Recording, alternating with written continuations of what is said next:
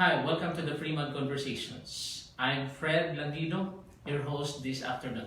Today is July 12, 2018. Join us in another hour of conversations. This afternoon, joining us in our conversation is the new City Councilor, Councilor Erik Espina. Sir, welcome to the Freeman Conversations. Thank you very much, Fred. For the past few days, since you've been installed as a new city councilor, how is it so far in the city council? It's a learning experience as far as I'm concerned, and I want to learn as fast as possible. Primarily because there are a lot of people that is asking for help. On my first day, after I delivered a privilege speech, of course, there were 3 people already in the office. Mm-hmm. I only stayed for about 10 minutes. And of course, the nature of always the help that we tend to extend is always financial. Mm-hmm. It's because somebody is in the hospital, somebody had an operation. And this is one of the reasons why I think there is a deep connection between, this is expediting the discussion, between corruption and politics. Yeah. It's because politicians are supposed to be like, what they say, PBA. Yeah. Yes, living, etc. Okay, so that's why I've always thought there should be a social amelioration fund. That way, it's easier for a politician or a city councilor or for a board member to be able to help his constituency, and it is on paper who's the recipient, etc., rather than out of pocket. Yeah, I'll go to that later. But on a lighter side, for those of you, our viewers who do not know who is Erik Espina, would you mind sharing to the public who is Erik Espina? Thank you for that question. I'm like you, I'm a broadcast and print journalist. I write for 3 newspapers, 3 columns, Kauluhan na to. And then I have 3 cable TV programs, 1 in Manila, that's why I have to fly there sometimes. And nobody has done it in the major channels, which is to take 5 shows in 1 day. Oh. It's an experience because at a certain point on the 5th episode, there's a time when you kind of, a few seconds, you kind of miss it. Mm. You're floating a little bit, and then you call your, nobody has done that. And then what else do I do? I have a new program now in the station that you like, DYLA. Mm-hmm. And then what else? I'm the son of my father. I should have been in politics a long time ago, but knowing the nature of politics, I didn't want to get into it because our politics today and the politics during the times of my father, from Quezon all the way down to the early parts of Marcos, are very different compared to today. And then I brought a lot of things for you because the question is, who really am I? Yeah. Not and what am I? Okay, so gosh, I'm the only first. I'm a Bedan there. You see that? Okay. I won the student council Presidency. presidency in San Beda. And then what the people from UP doesn't like is, as a Bedan president, my goodness, I got featured in Philippine Collegian. there I am. I'm the only Bedan that got featured in Diliman. Yeah. Okay? Mm. Okay. How did that come about? Because, oh, that's a good story. Again, because here it is. This is from Salvador Laurel, dated December 12, 1985. And what did I coin? There. Mm-hmm. I was the one who coined the saying, "Hindi ka nag-iisa" of Ninoy Aquino. Mm-hmm. Now the yellow and red colors, guess what? It's very Cebuano. Mm-hmm. Why? Because the 2 presidents co-opted it from the one that I borrowed, which is okay. So, katong mga taga Manila, ginambog na sila mo original yellow, mga Cebuano mo original yellow, because that's where I got it from when my dad was governor. And then, yeah, that's the comb. These are all memorabilias. And of course, this one when he ran for the Senate and he won. And then What else do I have here? What I didn't bring here was my participation in the EDSA revolution, but basically I was first president of the Young Nacionalistas, and then I became president of the Young Unido, which was the umbrella organization of all opposition against the Kilusang Bagong Lipunan at that time. When we met Ninoy, the Aquinos, even Erik and the rest, and the sila Lichauco, they were wearing white with the face of Ninoy. That's it. Kami sa Unido, we were in yellow. And then we had Unido here, and then hindi ka nag-iisa. I led the group of XYZ, which is all the Laurels, the Tanyadas, and the kids. And after Ninoy died, that's when they adopted the yellow color. That's so you were the original liberal here. Well, I don't want to use the word liberal because that was a yellow organization to meet Ninoy. At that time, it's not yet liberal. It was not a liberal. They simply co-opted it. And by the way, thanks for telling me that. I remember in an interview in 2009, late December, I was out of TV. By the way, I got fired by the president because of the way I think and the way I talk. Okay. So, kahit ko Tagalog, yung gawasan mo kasi Cebuano na to. So, in 2009, I was being interviewed by a cable station before. They said, Erik, ano bang klaseng presidente ang hinahanap ko talaga? And here's the funny thing, because I looked into the camera, and you will remember this because it became a commercial. I looked into the camera and said, so many presidents have said, I will fight corruption. I am against corruption. But I'm looking for a president who will tell the Filipino people, hindi ako magnanakaw sa inyo. Instantly, guess who copied that? And you found that? Noy copied it. His spinster saw it. Uy, maganda ito. And they copied it. But the problem is he didn't mean it. I meant it. You know what?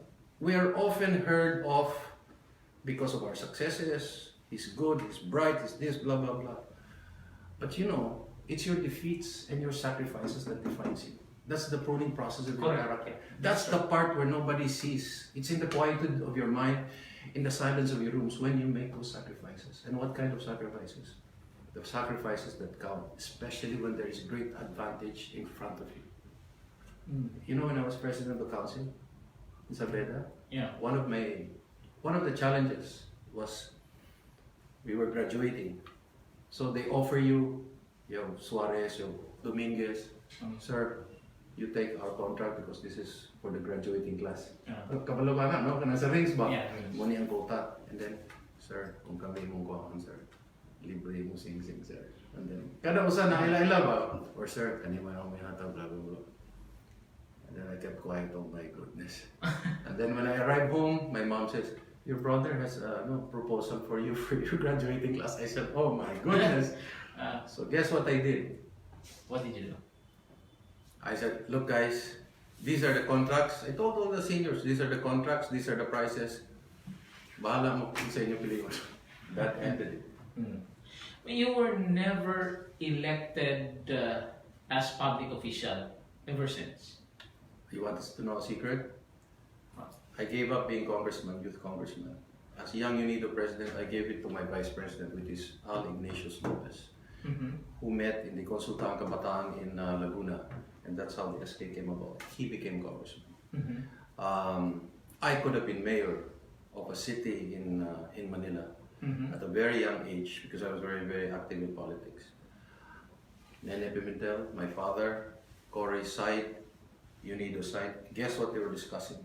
All the OICs, you remember the officers in charge? OICs, from Luzon all the way down to Mindanao. When it came to a particular, very popular city in Manila, and my endorsement was there, as is the nature of my father said, since it is my son that is the nature of this endorsement, I am inhibiting myself.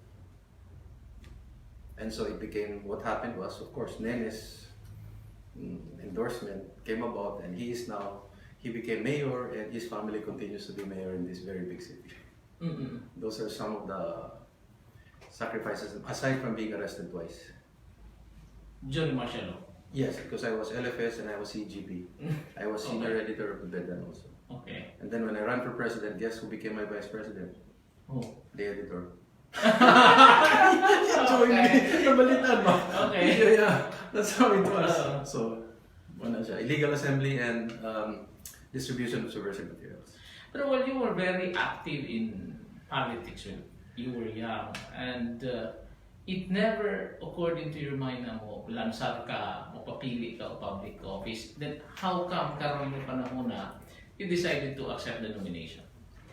I always accept a challenge based on what is the cause. Mm-hmm. I am already in public service. You know that when we are in media, goodness, Yes. the truth is the most important, aspect in our profession, and helping people. No? And aside from that, since I'm an army reservist, by the way, this is something you guys don't know. The only, if I'm not mistaken, the only volunteer army in the whole world. Yeah, that is a rank of a general.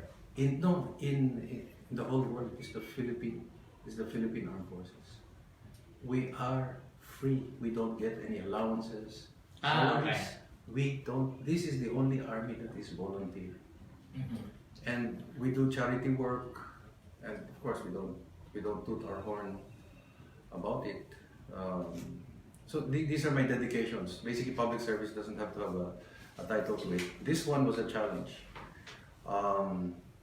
When I was in Manila last year, and I have witnesses to it, I was offered the job of cabinet secretary. Mm-hmm. Okay, I will not tell you who, because Just recently? last year. Last year, okay. Okay, because he wasn't doing a good job. So it was beyond my conscience to accept the job because I brought my family here. I brought my father and my mother who are in their 80s. And for me to leave my parents and my family after coming back home to Cebu is a big no-no. So these are not my motivations. Mhm. Why I took the council, I will again tell you the story. I was not the only nominee. The nominee was a certain Radi Jola.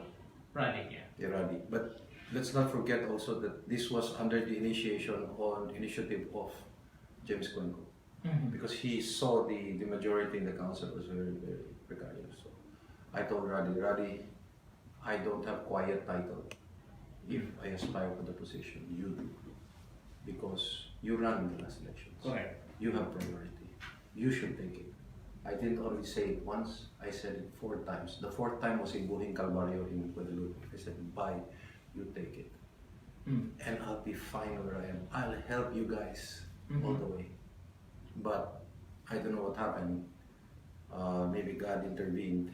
So Mm-hmm. I don't know. So that's what happened. So what were your considerations when you finally decided to accept the nomination?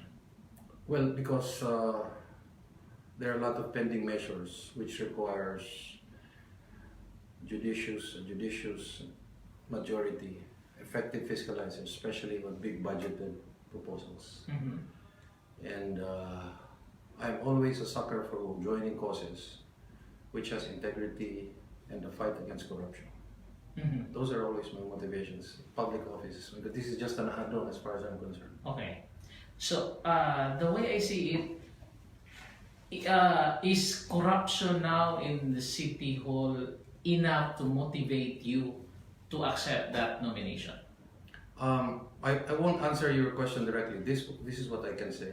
I'm hearing voices that if a certain project is passed, this is how much will go to this person or that person, and certain office to certain councilors. So that doesn't sit well with me because I don't know how to say this, but in life you must have a philosophy. You cannot be a public servant if you don't have a philosophy. Mm-hmm. The seductions of power will eat you up. Mm-hmm. But if early on in your life you set very clearly, how many houses do I want? How many cars do I want? Or the other question is, how many houses do I need? How many cars do I need? How many times can I eat in a day? 3. If you eat 4 times, it might even be bad. Mm-hmm. There must be some form of philosophy. Mm-hmm. Because if you don't, then you're going to lose your way. Mm-hmm. And unfortunately today, there are not too many philosopher kings. Mm. I miss philosopher king. I don't know if you understand what I mean, but I miss the idea of philosopher kings in our country, and that's what we are missing. Mm. And you think you can change that with you in the city council? I'm the tipping point, so to speak. Uh-huh. I am not alone going to change it, but I am part of the tipping point.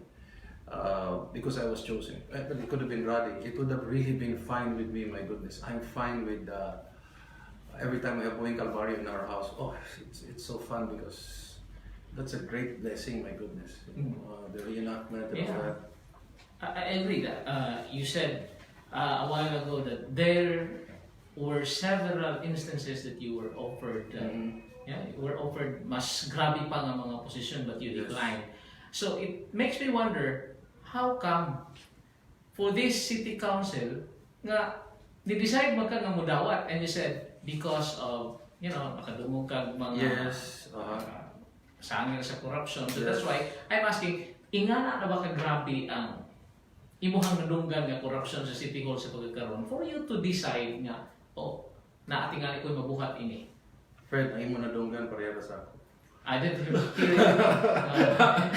In your line of work, I am sure you are hearing so many things. Okay. That's the reason why. So I said, no, didn't mahimo. Like what, for example? Let's just put it this way, I'll be very oblique about it. Mm-hmm. Every project, will always have cost of money. It's just a question of taming the level of corruption. Mm-hmm. During the time of the old politicians, it was 10%. 10%. That's what they call SOP. Yes, the SOP today is 50-60%. Oh my God, that's a lot of money. 10%. Now it worked. It really worked. Why? If you build a road, you steal 10%. What's the grade of the road? 90%. Yeah. Acceptable. And then you know what happens to the politicians? He becomes fidgety. I need to get another 10%. Mm-hmm. So what does he do? We better paint the road. That's my next 10%. Mm-hmm. Then after he gets his 10%, we better put a sidewalk. That's my next 10%. And then he's not happy with it. It was 10% anymore.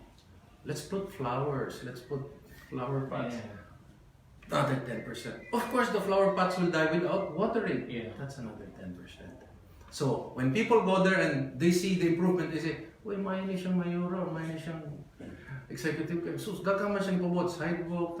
Of course, people know there's some corruption, but they see there's some improvement. But if you steal like 50-70% of the roadway, oh my goodness, that's like that. And then he becomes lazy. Why? Because he wants all the money that he could get. Why? Because the fact of the matter is, votes are like shuttle nowadays. You can buy votes. Mm-hmm. You can even buy the Comelec. You can even buy the People's Machine. That is, as far as I'm concerned, in my researchers, is the truth. Mm-hmm. Which leads to my next question. Has this something to do with the upcoming projects of the present administration sa City Hall? Like the SRP, the ongoing development? Well, this has to be closely watched. We are closely watching it, not because we are opposition. Actually, the term opposition, if you look at the genealogy of opposition, came from during the time of Marshall. Because before it was either the Liberals or the Nationalista Party. Yeah. Liberals, but the concept of opposition was so generic, it depersonalized, people who were against the KBL. And it was good for them because they were KBL and you are opposition. Mm-hmm. You are a dehumanized being against the KBL. So I'm not too comfortable with being called opposition because it's like anything they come up with, you're against. Yeah. We will study every proposal, and we will be remiss in our duties if we don't do that, because that's what's expected of us.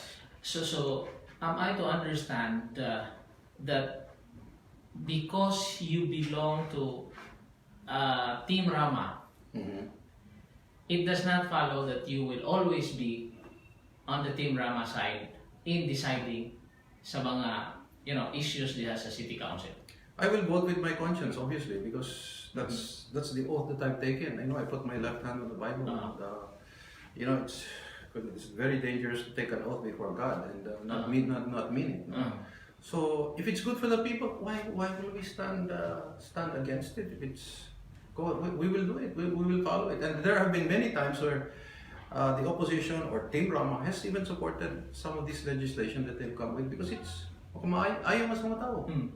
So meaning to say, party decisions will not matter to you. There's no hard and fast rule to this because again, you always look at the general welfare, and you cannot politicize, the most vulnerable sectors of our society.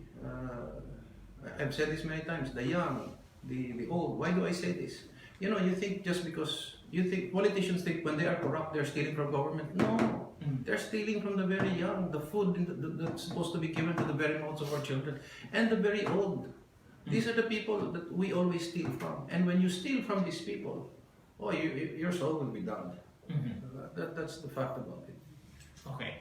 So we expect you, there will be times sa City Council nga mo join ka sa DOPK sa mga decisions. I won't be the only one, believe me. Because in the past it has happened that certain members of Team Rama, in fact, have voted together as part of a consensus to have a very good program which was proposed by the current city mayor. I'll be very specific. How about that ongoing, the proposal of the Robinson's group? In principle, I agree with it. That, when my dad was governor, that Ayala that we have right now, during the time of that was offered during the time of my father. But my father didn't believe in selling the property. He wanted to do an Ayala on Ayala. You know what I'm saying? You don't want to do an Ayala because after what? 40, 50 years? Can you imagine? The city will own the entire Ayala. How much money would that bring into the province? That was the first offer. And now what happened? A certain governor sold it. I hope he sold it with no cost of money, with no commissions. Your guess is as good as mine. You're smiling, so as media men, we understand each other. Okay, he sold it. Now, they called it Cebu. Tell me, what is so bright and brilliant about selling property? Tell me what is so bright and brilliant, especially when the offer is being given to you. It's a it's a seller's market. Prime property, nothing. And where did all that money go to? Now, this is a good deal. Of course, JG Summit is going to rent the property. But at what cost? What are the terms and conditionalities? For example, they say it's 50 years. And then they have automatic renewal, 25 years right away. Where is the oversight of the council? Shouldn't there be some kind of oversight over this? Precisely. So these are some things that we have to look at. Is it an onerous contract? Is it good business practice, what they're doing? We have to all look at this. Not because, by the way, we're going to get anything out of this. We're not going to get, despite whispers that you've also been hearing regarding, one opposition councilor absenting would, my goodness, he could retire from politics after that. Dili kami ang makakuhaan niya. Siguro, but kinsay makakuhaan. So you're not totally against it. Only that there has to be a certain, safety nets na dili sa makakansi ang city government. Pareho na sa kuan. Kanibang usay nay mo hire nimo. Tanaw nimo ang conditionalities. Tenure, term, nabay benefits, ana ba? And then nabay auto ihatag because you're a good employee. So you have to look at all the details, the fine print. And then if you agree with it, then you sign it. But if there are some things that you don't agree with, then you... So aside from that, kind of automatic renewal of the contract, what else in the draft memorandum of agreement na what ninyo magusto? Ikaw personally. I don't want to telegraph my punches as of this time. Because we are not yet in the process of deliberating it, and there might be other people listening to us, so they're not exactly dumb, and we're not exactly stupid. So, but the administration, Mayor Tommy Osmeña already mentioned this, that they are going to revive that proposal before the city council. Yeah, that's expected. Mhm. That's expected. I don't know whether you have noticed it. They have changed the house rules. Mhm. The Sangguniang Yes. rules have been changed now.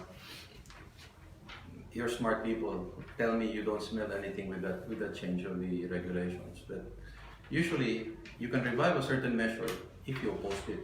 Mm. Even in Congress, even in the Senate, that's how the process goes. Those that oppose the measure are the ones that can revive the measure. Because of course the change of vote will definitely come from those who opposed it. But in this case, whether you voted for or against, the new House rules have changed this. And the worst part is, they're not only reintroducing it, they're reviving it under the new council. So, you know what's going to happen? It's going to be an open-ended process.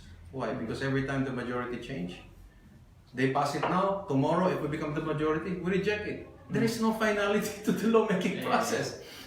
That's why it's very funny, because wisdom tells us, let's follow the rules like in Congress, in the Senate, but everything is really not very political in that sense. That would have been, prevented had your appointment come earlier, no? To be very frank with you, last year I told them about it already. I warned it. You know, I'm a very old man. I'm sorry to tell you. I was a 40-year-old teenager, and thanks to my God, thanks to God, thanks to my father, thanks to my observation of people, I sensed this happening way ahead, but I could not push the issue. I, as a junior member of Barog Team Rama, could only make suggestions. And I left it to them. But I have done my part. I made my proposals. But I was told na di na mahitabo ang reorganization kung niabot pa og sa iyo ang imuhang appointment. That's a long story, and I don't want to go back into it because it may indict certain individuals, because of course there's always an internal debate inside every organization. But we are here now, so let's look forward to what But may happen. is it possible? Can you still do it? Can you reorganize the council with you now and Vice Mayor Edgar Lavilla? You have a big majority now. Well, yeah, it's a 9-9. Yeah. Vice Mayor can break the tie. So But that's possible. maybe we will see how the ABC elections will turn out. But it's premature. It's premature if we do that. No. That's why we have to wait for. You have to wait. I think they are also going to wait because they themselves are excited to know if they will finally have a majority or. But right now you can do it. With you, majority ba no? Sila may mo introduce. We already rejected it previously. We I already. think mahimo ninyong ma-reorganize yung usab ang council o ipa-declare ninyong all committees vacant. Well, pwede sad, but sila lang kay malagi na.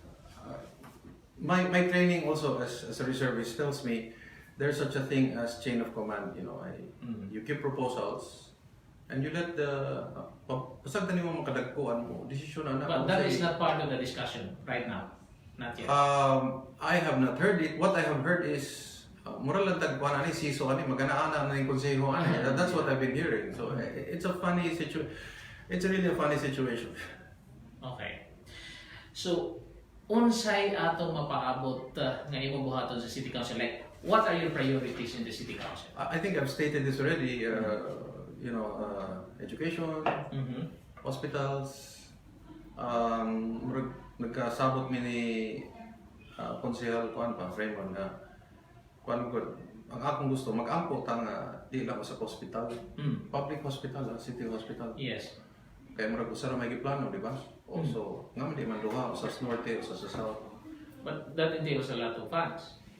Yes, but we are going to serve your parents, my parents, his parents.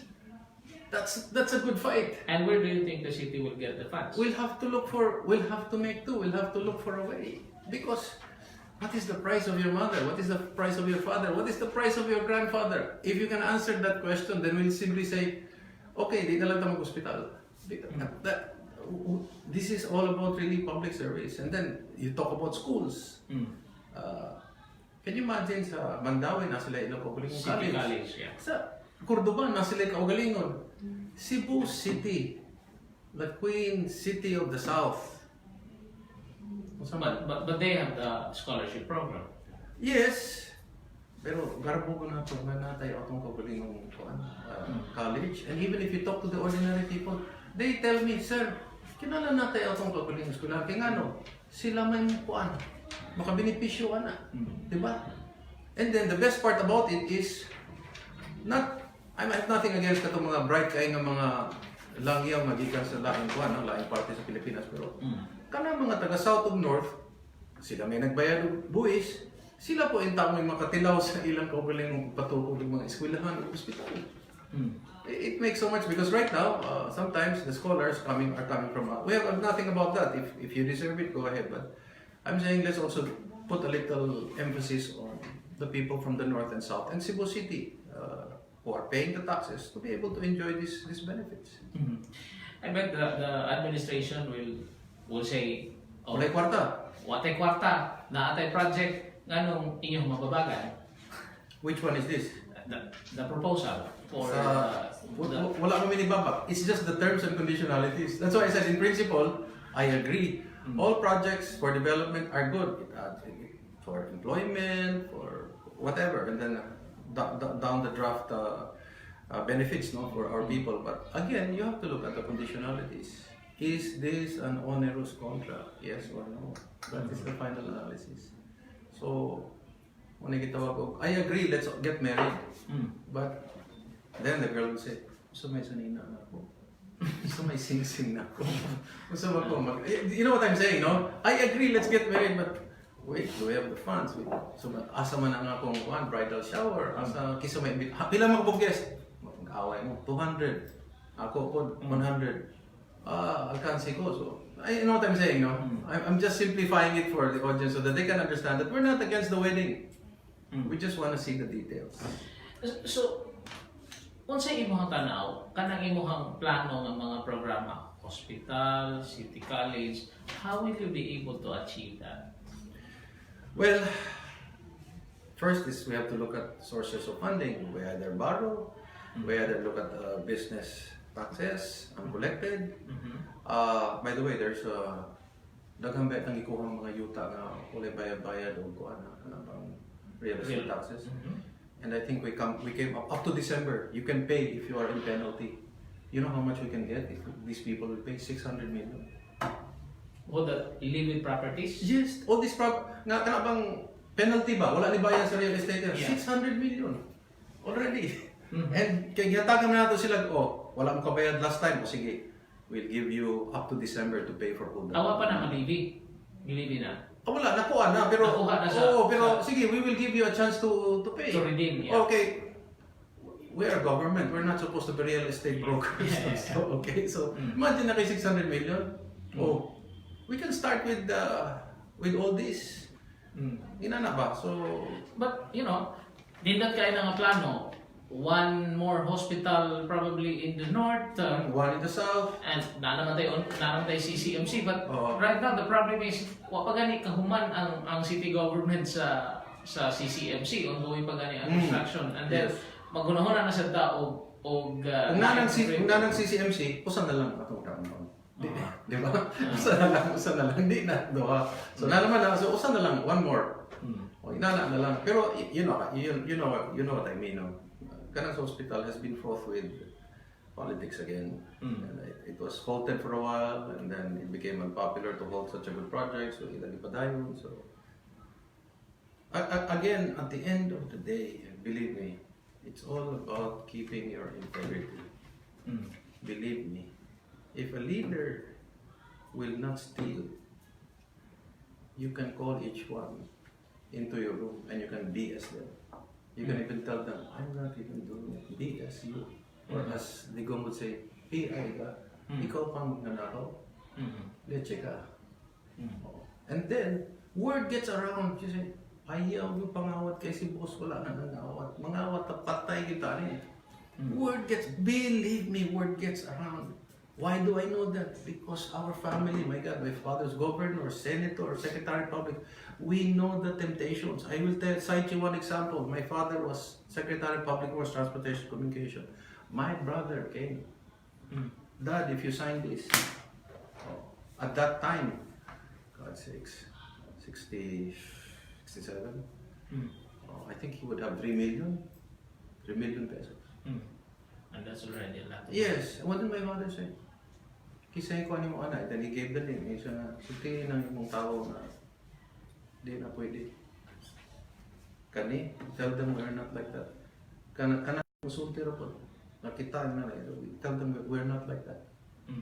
So, there was some project. The same brother that also did thing with my ring.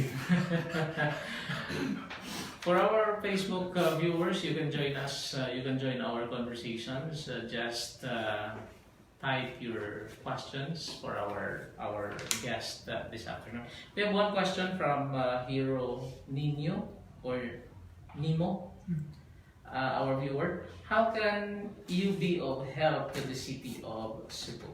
Specific plans and projects, I guess. I actually have a particular plan already. I mentioned this to Mayor Mike when he was still mayor.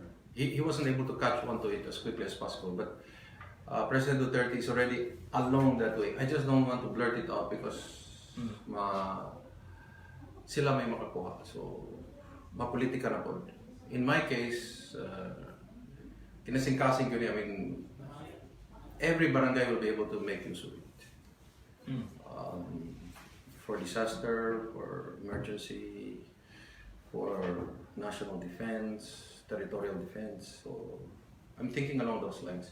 And we don't have to spend extra because the budget is actually in the LGU. But nobody's seeing it. And it's not a novel idea, my goodness. We talked about it a long time. That's why we did it in Quezon City. So it's so it just need council or an ordinance. Yeah, somebody to propose it, and of course it has, as far as I'm concerned, the present status, the qualification has to be raised a little bit, which means it requires the ILG to step in and say, oh, these are the requirements before you, and then we go ahead with the program. And that's the reason. In your opening, you mentioned about social amelioration for the councilors. Yes. Di ba may murag sort of pork barrel ang mga councilors karon? Where is it? Tell me where is it? I don't know. Is it not? Well, that's what they call legislative assistance fund. For us? Yeah. For us, kami? You're not getting any? I don't think so. Siguro sila. I don't know. I'm not aware of it, but okay. Ako, I talk about sometimes national issues. For example, wedding and surgeries. How many of you people know that during the last administration, 20 to 25 million pesos was being raised up to Malacanang in the previous administration? How many people know? That's why you notice there was no discussion about wedding or surgeries in the previous administration. 20 to 25 million. It goes all the way up. Okay, I've heard about it. Okay. Now, I won't say the province, but there was an offer to put up wedding and surgeries. This particular governor would make 50 million a month. All that person doesn't have to do anything, doesn't even have to help. Basta, just quiet. Okay. What am I driving at? It's time that PCSO got rid of wedding or surgeries. There is STL, yes. Yeah. But what's happening on the ground is, here, STL, I'm selling surgeries. Gulo lang police da punti ka mo, STL ko. Okay. So, that's a big amount of money being lost by government. So what am I saying? We should allow small town lottery In Cebu City. in the sense that Okay. PCSO now will partner with local government units that are interested to put on their own small town. Not just agents now. We're talking about from government to government agencies. So you mean the LGU will operate an STF? Yes. For what purpose? There is a law. There should be a law that should be passed. Let's say, of course, the priest will be against this. But I'm looking at it down the line as how much it would help our people. You operate 1 or 2 tambiolo a day. The STL cabos or agents will lose money. Why? This time it will be the local government running it, and they'll be watching these people. Uy, come on, di na mo pwede manikas kay kami na yung nagpatagan. Can you do that locally without amending the charter of PCSO? That's the reason why I said you need a law. Okay. You need a law that will allow them to go into a partnership with PCSO. Now, what will you do with all this money? Very simple. Again, it goes back to basic things. Utang kag ospital, libre ang kuan tambal, you add more doctors, you buy dialysis machines, you buy CT scan, you buy all this, and these are all free for our people. Why is it free to them? Kaya kisa na may namalit sa STL. Sira naman po. That might be morally controversial, but you talk to the ordinary Filipino. Okay ninyo? Okay na sir. Kaya kami naman kaya po yung benepisyo na. But isn't the city government receiving a certain percentage of the proceeds of the Yes. operations? I think 20? no, Pagcor I think is received. They're giving 4 million. But what is 4 million? Okay. You know what is the anomaly in PCSO? They allow the STL to operate, and they are the ones dictating to PCSO. Uy, mura na yung gikita. We're going to increase our percentage of contribution to the national government. That should not be the computation. The computation is pila mo yung kita ninyo. So in your level, how will you be able to do that? Well, we were discussing about kung ano na diverted ta, but Okay. But that's a good point. it goes to the point na muna ang social amelioration fund karon sa city. So, if councilors, if politicians will get money from a social amelioration fund, sign for it, and everyone that receives it signs for it, he doesn't have to steal, because that's the reason why politicians have to steal, in order to give money out to people, and number 2, because our elections have become too expensive. Why has it become too expensive? We want to know why? If you look at your history, there was an inspector system on the precinct level. Do you know what an inspector system? Today it's a watcher. Watcher. It's an inspector system. What does an inspector system mean? The Liberals had an inspector. The Nacionalista had an inspector.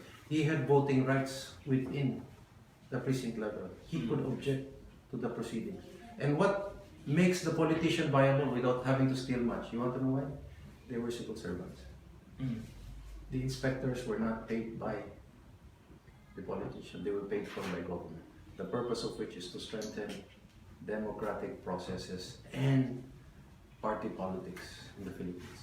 When we removed the inspector system and made it into a watcher system, ikaw, dagang kag senador, mag-compute ka 200,000 precincts or dagang ka 500 kada presinto, kinanan mga awat na ka. That's why the cost of elections are becoming. Sayang, gwapo na yung mga plano sir, but sayang og sa level sa city council, maybe dili kaayo siya, limited ba? Ayo, why don't you run for Congress or for the Senate? No. It's enough. I've written about it here. I wrote. I said this. I wrote 4 articles. I leave this up to everyone. For example, I'm saying the next president of the Philippines, if he's serious to serve the Filipino people, should focus on the 3 most important aspects. You know what it is? Bread and basket issues. For example, I'm saying he should review onerous contracts to bring down the fees of water services. 1. Number 2, he should have the imperial law reviewed or repealed. Okay, and then we should put up our own petrol corporation. So what am I talking? Gasoline, water, electricity. If you really want to have, if you're serious now, you want to have an effect on the Filipino people, the ordinary man, focus on petrol, water, and electricity. Tell me, Where's the food? well, when it brings down the prices, when you bring down the prices, Okay. then you will have more money in your pocket. Now, food, well, that becomes part of your food security, food sustainability. Okay. We don't need to reinvent Masagana 99. It worked. It was corn and rice. Or rice and corn. Kung mahal ang rice, ato tag corn. Kung mahal ang corn, ato tas rice. So, these are the things that you have to consider. That's good. Another issue right now, ang imuhang appointment sa City Council somehow hanging. I said hanging because dili pa final and executory ang dismissal ni Councilor James Quinco. What will happen if he will get a favorable decision from the Court of Appeals? Thank you. Yes, sir. Thank you. Thank you. Yeah, I'm not a covetous person. Wala problema. Okay.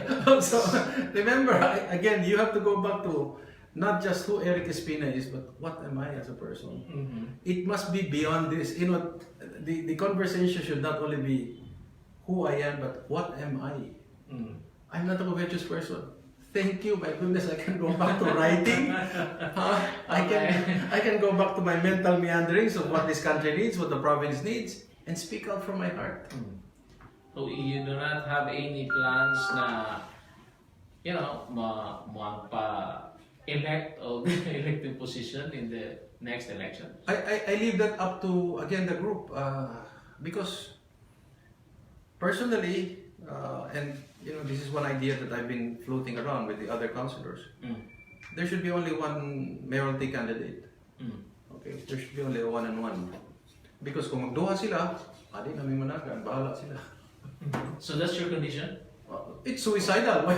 Yeah. So it's suicidal. Why would you? So you are being considered as one of the candidates for Team Rama, Baro Team Rama or PTP Laban? So they say I'm being considered. Okay. Oh.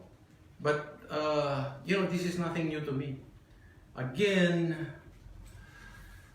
kaniti mo ko sila paghambog ba kay Kwan Gugo. I've had the privilege of witnessing history up close in many occasions. I knew the negotiations between Cory and Doy, who would run for president. I was there at a young age. I know what is the ramifications. I know what are the dynamics. So this is nothing new to me. So your condition would be only one candidate for mayor. Yes. Otherwise, dili ka mo appeal sa Of course, lineup. di ko kumudada. And by the way, I'm not the only one saying. There are also voices that are saying, well, baligya at barbecue ka niya. Okay, so... Okay, so that's clear. Between Mike Rama and Vice Mayor Edgar Lavilla, Okay. asa man para ninyo ang mas maayong mula sa pagkamayor? Para nako? Yeah, personally ikaw. Yeah, it's like making me choose between my left hand and my right hand, or my mother and my father. Okay. Besides, I'm not in a position to say it. I'm a junior councilor of Cebu. Let them decide it among themselves. But believe me, I will owe you all lunch or dinner, whichever is cheaper. Okay? Okay. Kahiusa lagi na sila. I've seen this. I've been through this. My goodness. So you're saying na Mayor Tammy Osmeña all along is right? Magkahiusa lagi na sila. Trust me. So Magkahiusa ng duha. So I have no doubts about it. It's like malagi Cory and Doy. What happened? They saw the futility of being separated from each other. So you admit that's a drama? Now? Which one? The declaration of Vice Mayor Edgar Lavilla that is going to run and Actually, it augurs well to party strength. Mayor Lavilla is organizing. Mayor Mike is organizing. Both father and mother nalingkamot para ang balay. Mutindo. So, whichever one, they're both ready. Wala. But, mga nakita yung gingon, o di yun na mahitabo nga maghiusa sila, goodbye. Goodbye. Muna, maghiusa na sila. Maghiusa mo na ganda. Wala tayo. Otherwise, biyaan sila. Wala lang kung sila di mahita. No? That's just me talking out loud because it's suicidal. I mean, let's not go into that. So dili na mahitabo sa punto nga kamo nga mga miyembro sa council dili makabot papilion mo. Dili maabot sa inyo na. Believe me, mas sayon ayuhon kanang mga ginagmay bang mga wala pagkasinabot labi nag amigo ko duha. Pero katong mo kaatbang gini mo, di mo magkasinabot kita. Maski usaon pero di mo magkasinabot. Pero kita natay gamayng misunderstanding pero istorya ta okay na. Of course, in elections, kay bawang ng tanan, one of the considerations yun is the winnability. Okay. Now, with the controversies nga, giatubang ni Mayor Mike Rama, you think he's still a viable candidate for mayor? Well, firstly, there's no due process. There's no due process. Number two, you have to consider this. No? You also have to consider this. Again, it goes back to examination of conscience. I'm really so corny, no? I'm sorry. You have to examine your conscience. Who do you think really won in the last election? That becomes your moral compass. That becomes your moral compass. If you believe that this individual won, he is the legitimate mayor of the city, tell me what should he do in the next election? I'll push back the question to you. What should he do if in your heart and mind you knew that he is the legitimate mayor of the city? Should you stop him from running? I don't think so. But with the excess baggage with, right now, ngayon gato ba? We have these allegations that he's a drug protector. I have in my own text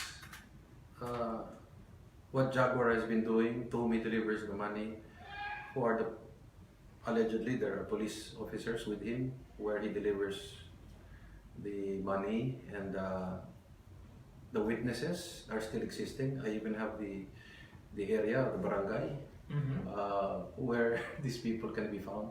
The only problem is they might end up being dead. If they come out in the open. So that people is telling or are telling you na who is the real drug protector? Is that what you're saying? I think that's what they're inferring. That's what they're inferring. And who is that person? Huh? And who is that person? You have to interview them because they said it to me in confidence. Okay. Yeah, I'm a journalist. I said it in confidence. You have to interview them. Okay. Okay. Now, niabot na ba sa punto, sir, na kamo, even the junior member ka sa Team Rama, sa pagkakaroon ba, naabay gi-exert nga pressure sa inyong grupo, ngadto nilang Labelia and Mike nga, you have to finally decide kinsa man gyud ninyo. Well, there are voices that say that. Of course, di gina malikayan, but they all mean well.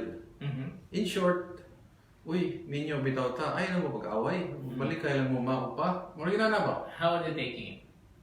Well, that's why when you talk to Mayor Mike, you say, si Vice Mayor Lobelia is organizing. Oh, that's good. Kay Mayna. In fact, ingon gani si Mayor Lobelia, I'm organizing. Oh, that's good because that will strengthen the party. That's the kind of attitude. Which party? I mean, the PDP laban or? You have to remember, Barok Team Rama is an umbrella organization. Okay. I'm Una. There are some who are PDP. There are some that are Kusum. So, it's an umbrella organization. This is the mother, this is the father, grandfather organization. So, we're all working towards building one house. But we may come from different political persuasions. But the party nomination, when time comes, well, siguro will be political, but we will be joining together in the campaigns. Kami nagyapay magkuyog, same colors, same. So, people can identify, kaning grupohan mo na siya. Kaning grupohan din. Klaro gyapon na one-on-one lang gyapon. But the problem is, Mike Rama is not PDP. Yes. Because, what man siya mo take out? Labelia is PDP. Yes. O hatagan siya o party nomination sa PDP nga. Una mo yung party nomination. It will be Una. Si Labelia? No, si Mike Rama. So, I will also be Una. Una. But I'll be part of Barug Team Rama. Pareho ba si Unido ba? Unido, na PDP, na Laban, na Mindanao Alliance, Bicol Saro, sa patong National Union of Kuan. So it's just an umbrella organization. But when PDP allow that nga si Panamitan, si Mike mo ay himuon nga standard bearer nga dili man siya member sa PDP. Coalition man eh. This will be an umbrella organization. Okay. It's an umbrella organization. So wala problema. Pag musugot ka ang mga official sa PDP at laban na na-considering si Mike ang nagpasangil si Presidente Duterte? Storya naman sila. In fact, if I might say this, Mayor Mike even goes to the office of Secretary Medialdea, sees Secretary Salpanelo, sees Secretary Bongo, has spoken to the President. So can you imagine if he's a drug lord and he's in Malacanang? So okay na. You think it's no longer a problem? Yeah, that. And besides, let's face it, part of the conversation, if I might reveal, was ingon mismo si Mayor Mike ang President Duterte na I think, Mr. President, you know who Jaguar is. You know who his connection to her. O, kutob lang ko dito, di na ako dumating. So, ingon mo po Presidente, yes. Kailan kong Jaguar. So kinsa may connection yun? Kailangan lagi ni ma-interview ang connection na Oh. One last, because we're running out of time, Yes. one last point. With the spate of killings sa city right now, do you think the city is still safe sa pagkakaroon? You know, to be very frank with you, it's not just, you know, the political personalities that are being shot. I'm more worried about the ordinary Filipino because you know what? The people who have become victims in one sense, guess what? We're supporters of this president. So we have to rethink perhaps the matrix. I'll put it in this way, you know, when you have bold tabloids on the streets, you don't run after the poor guy selling the newspaper. You run after the publisher, especially when it's a lewd picture. Now, why are you running after the poor guy that's trying to make his own? You run after the big suppliers. I'm hoping that in the future I will see Shabu laboratory chemist with a gun beside him. Then that's how carefully I will put it because wow, pag iba na itabo, diba? Katong may tutukan na to. Because you're sending a warning, kaya mga langyaw, ayaw ninyo buhatan natin. Kana, masugot ko mo yung ka, pat yung ikaw. And what is alarming now is na ay mga civilian, just recently na ay 3 years old na bata na napagan ng tao. Yes, that's the sad part about it. And again, truth of the matter is, klaro mo kayo ba kisang ginapadaan ng mga droga na to. We know the country that's involved in bringing all these drugs into our country, and I don't blame them. You know, their strategic visioning is way ahead of us. This is the opium war against the Philippines. The way Britain used the opium against China, they have relearned the lesson. In the same way that North Vietnam used drugs against the American GIs. China, Vietcong, and drugging the American. That's the same thing that's happening here.